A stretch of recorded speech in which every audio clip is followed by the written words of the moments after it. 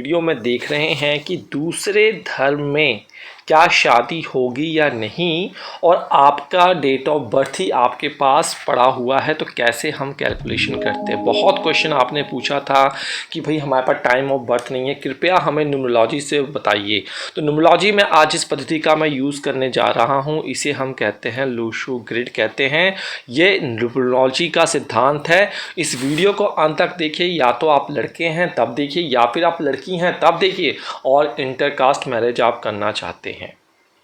इसको आपको नोट करना है। कैसे करना है, अब उस वीडियो को मैं स्टार्ट करता हूँ। सबसे पहले आपने अपनी डेट ऑफ बर्थ ले लेनी है, जो मैंने आपको बताया था। डेट ऑफ बर्थ क्या, मान लीजिए मैं एक डेट ऑफ बर्थ लेता हूँ, ये हमारी किसी सब्सक्राइबर की है जो हमारे ज्योतिष घर चैनल से जुड़े हुए हैं इंस्टाग्राम पे, उन्होंने हमसे कहा था। तो उनकी 24/6/1987 के करीब डेट ऑफ बर्थ थी, ठीक है जी। और इनका जो धर्म था ये हिंदू धर्म के थे, मैं बता देता हूँ आपको, हिंदू धर्म के थे और ब्राह्मण गोत्र से ये थे। ब्राह्मण इनका वो था, इनका सरनेम था, इनकी जाति थी। अब इनका विवाह का क्वेश्चन था, इनको प्यार हुआ और इन्होंने क्वेश्चन पूछा था कि क्या ये टेस्ट कर रहे थे हमको टेस्ट करते क्या लव मैरिज थी या लव मैरिज होगी या इंटरकास्ट। तो हमने इनका कैलकुलेशन करके उनको बताया कि आपकी कुंडली में दूसरे धर्म में शादी बन रही है। कैसे, क्योंकि इन्होंने कहा था कि हमारे पास सिर्फ और सिर्फ टाइम दे रखा है, डेट ऑफ बर्थ मेरे पास डेट ऑफ बर्थ ही है और समय और प्लेस मेरे पास नहीं है।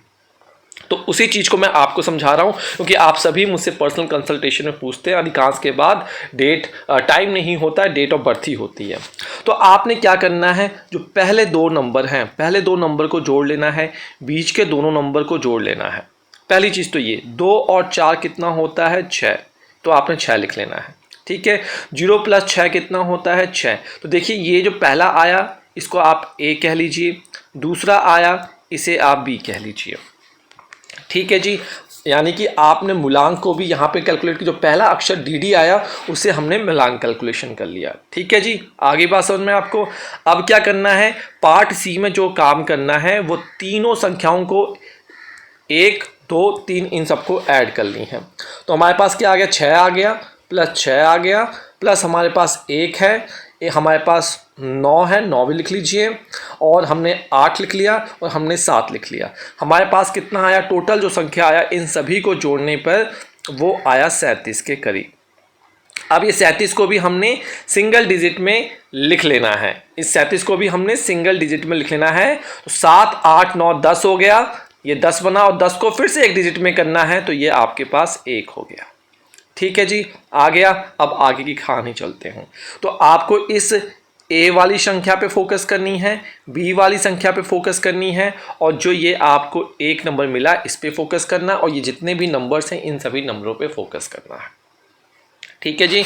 सीधे सीधे इस चार्ट पे आ जाइए। देखिए ये जो नंबर हैं 1 से 9 के बीच में होते हैं, न्यूमरोलॉजी के नंबर हैं, और हर एक नंबर का कोई ना कोई मालिक होता है, ठीक है। मैं यहाँ पे रिपीट कर देता हूँ। 4 का मालिक राहु होता है, 9 का मंगल होता है, 2 का चंद्रमा होता है, 3 का गुरु होता है, 5 का बुध होता है, 7 का केतु होता है, 8 का शनि होता है, और 1 का सूर्य होता है, और 6 का शुक्रदेव होते हैं, ठीक है जी। जो जो नंबर आए हैं और जो जो नंबर आपकी डेट ऑफ बर्थ में हैं उन नंबरों के आगे आप सर्कल लगा लीजिए। देखिए सबसे पहले मैं डेट ऑफ बर्थ से शुरू करता हूँ। डेट ऑफ बर्थ में क्या है, 2 नंबर, तो आपने एक सर्कल लगा लिया, ठीक है। फिर नंबर क्या आया हमारे पास, 4 नंबर, तो 4 पे भी सर्कल लगा लिया। फिर कौन सा नंबर आया हमारे पास, 6 नंबर, 6 पे सर्कल लगा लिया। फिर नंबर कौन सा आया, 1, 1 पे सर्कल लगा लिया। फिर नंबर कौन सा आया, 8, 8 पे सर्कल लगा लिया। फिर नंबर क्या आया, 7, तो 7 पे सर्कल लगा लिया, ठीक है जी। ये डेट ऑफ बर्थ से आया। अब आपका जो मूलांक आया था वो कितना आया था, 6 आया, ठीक है जी। 6 पे सर्कल 2 बार लग गए, नोट कर लिया। फिर आपका जो बी पॉइंट आया था वो भी 6 आया, तो 6 पे नंबर क्या लग गया, एक और लग गया, 3 बार लग गया जी, नोट कर लिया। और 1 नंबर आया, और 1 नंबर आपका जब हमने इन सबको ऐड कर दिया तो 1 नंबर भी आया, तो आपके पास यह आ गया। नोट कर लीजिए, नोट कर लीजिए। न्यूमरोलॉजी में जो 6 नंबर होता है शुक्रदेव का होता है, और जब ये शुक्रदेव का नंबर आता है तो आपके लव मैरिज के योग बन जाते हैं। एक चीज ये, उसके बाद अगर राहु देखिए ये इंटरकास्ट मैरिज को रिप्रेजेंट करता है, केतु भी वही हरकत करता है, इंटरकास्ट मैरिज की तरफ रिप्रेजेंट करता है। नोट कर लिया आपने, इसको ध्यान से लिखिए। और शनि भी अंतरजातीय विवाह करवाता है। तो इस चार्ट में 4 भी आ गया, 7 भी आ गया, 8 भी आ गया और 6 भी आ गया। तो यस, इनकी मैंने कहा था इंटरकास्ट मैरिज के प्रबल योग हैं, और इन्होंने बाद में कहा कि हमारी इंटरकास्ट मैरिज ही मेरी होने जा रही है। तो ये वीडियो आप सबके लिए था। ये कैलकुलेशन आपको स्वयं करनी है। अगली वीडियो में हम बात करेंगे कि दूसरे धर्म में शादी कर रहे हैं या लव मैरिज कर रहे हैं तो फैमिली में कौन अगेंस्ट हो सकता है, फैमिली में कौन बाधा कर सकता है, कौन रुकावट बन सकता है।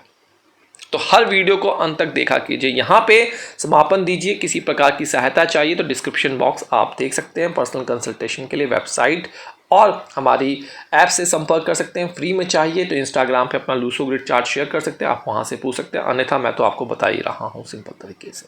इजाज़त दीजिए, नमस्कार। और हर जगह हर एस्ट्रोलॉजर जिसको लूसो ग्रिड आता है, न्यूमरोलॉजी आता है, इसी तरीके से ही आपको बताएगा। अगली वीडियो का इंतजार कीजिए, बहुत कुछ आने वाला है शीघ्र ही।